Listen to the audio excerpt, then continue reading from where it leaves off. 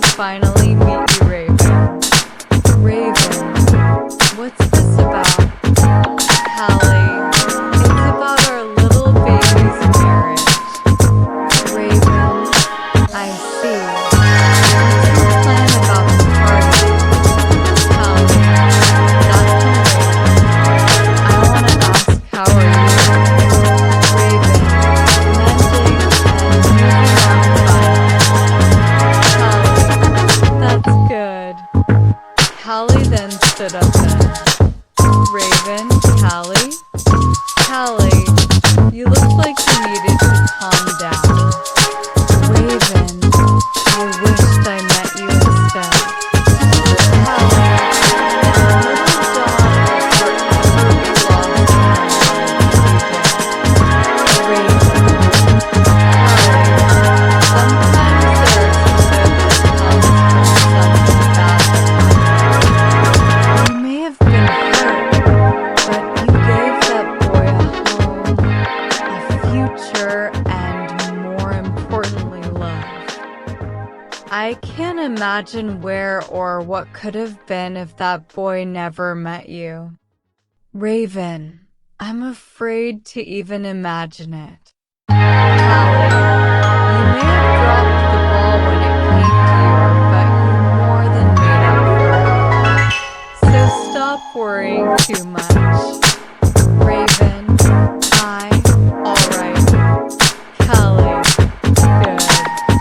She then kisses Raven in the cheek and walked off to prepare the wedding. She gave a noticeable safe distance. Hallie, non-Raven wedding isn't gonna prepare itself. Raven was blushing all over her downline. They walked out to see Blake and Yang discussing about decorations and invitations, while John was being assisted by Crow and Ty on the tables and chairs. While John was being assisted by Crow and Ty on the tables and chairs. Hi, listen, John. John, just drop it. Everything is in the past. All we have to do is move on. If you feel guilty from what happened with Mother, then stop apologizing and focus on Aunt Summer, Ruby, and Young. They need your presence in their lived more than I and Mother do.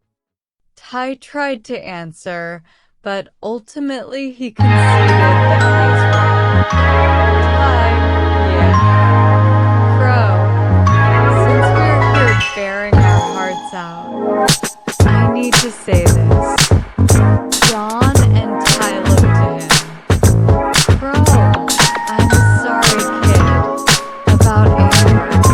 I was supposed to be looking after her, and I really fucked up on that.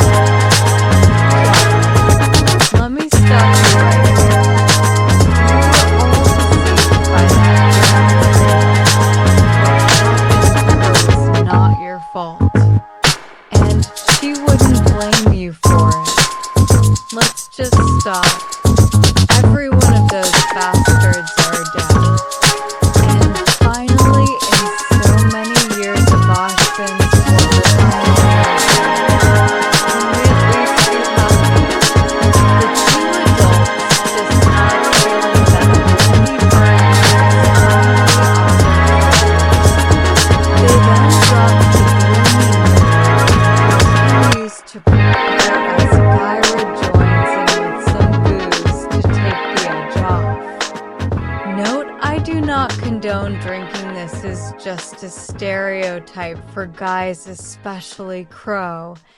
Alcohol is what killed my older brother, and I will never advise any lamp readers that drinking is good.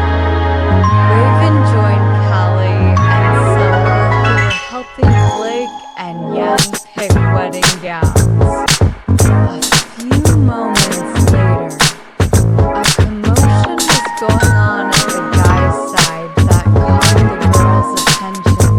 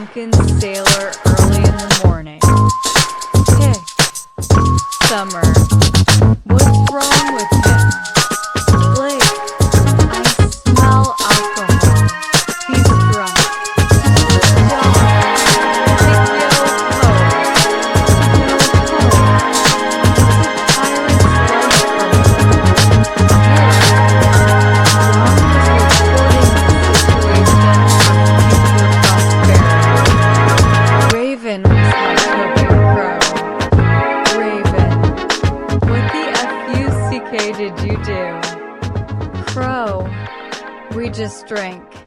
I didn't know the kid's a lightweight. Kelly, and you. I saw you being in the booze. What is wrong with you getting our future son-in-law drunk? As she pinches his ear and corks it. Blake slaps Yang at the back of her head as she scolds her to help their fiancé out. The two approached him as he jumped on the table and threw a baguette from one of the baskets.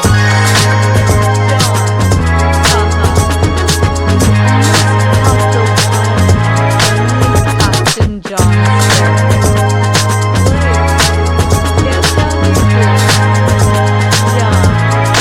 Yeah, or we take away your rum." John looks horrified as he drops down and gets on his knees and hugs Yang's leg and gasps, "John, Eno, please do anything but take me away." Blake looks at Young with a puzzled look. John asterisk for the day ends with Crow pie and summer fries to stop her while Gyra is getting any earful with Callie. And John now passed out drinking Yang's lap with Blake taking in some meds to tend to the ailing Branwen. Diary entry end.